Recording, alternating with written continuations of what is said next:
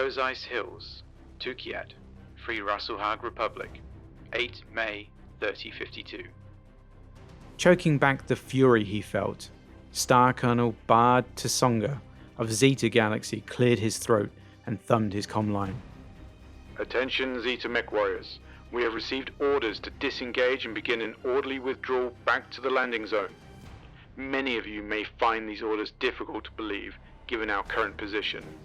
The Khans of our clan, however, personally issued the orders to retreat, and as loyal clansmen we will carry them out to the best of our ability. You have fought well, and should carry yourselves as true victors. Tsongas knew he should not add the words forming in his mind, that if he did so he could kiss his military career goodbye, but suddenly he did not care. After all, it's not your failure, forcing us to run away.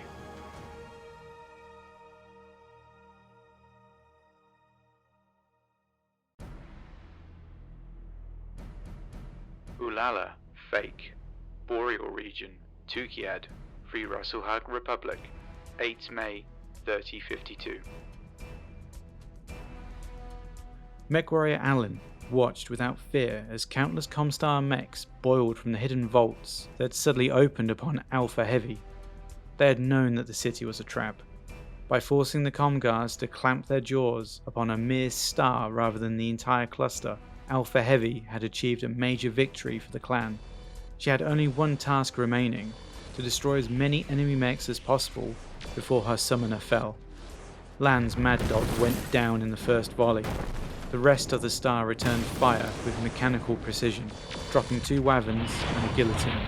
Somehow, the star managed to remain standing through a second round of fire from the white wave of Comguard mechs.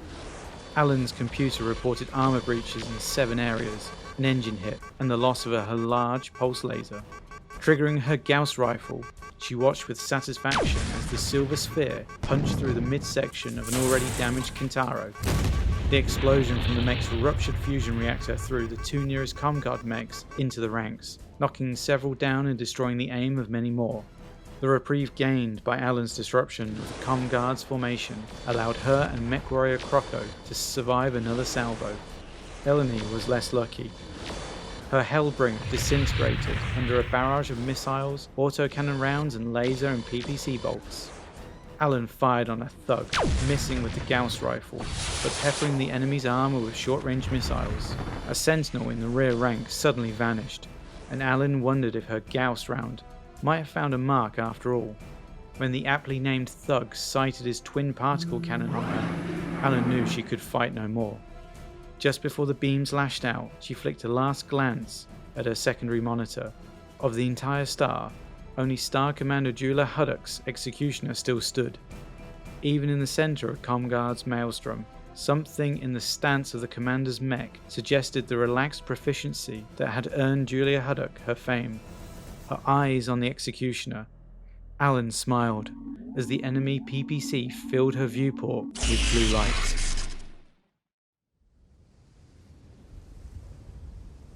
Clan Diamond Shark Landing Zone, Nestle River Delta, Tukayyid, Free Russellhag Republic, 8 May 3052. Khan, Ian Hawker, tried to focus his weary eyes as the white blur of the ranks of Comstar mechs began to shift. The clan had failed. He had failed. His people would fight bravely, of course, but they could not possibly survive the Comguard's next assault. Some of Omega Galaxy's free berths might reach the dropships. They had fought less, and their battle mechs were fresher than the battered machines of Alpha and Gamma Galaxies. The thought did not console him. As he watched, the reserve mechs of Omega began to move. Funny. He did not recall hearing Star Captain Ishmael issue the order to withdraw. In fact, he had not heard anything on Omega's channel for the past few minutes. Dimly, the Khan realized that the Omega mechs were not heading for the landing zone. They were marching towards the enemy lines. Bewildered, he keyed up Omega's comm frequency. Star Captain Ishmael, this is your Khan. Report. What are you doing? Who has ordered this deployment? The line stayed silent for several seconds, before crackling with the soft voice of Junior Khan's Senate. Ian, I think we've just been given a gift. I advise that you do not spurn it. I certainly will not.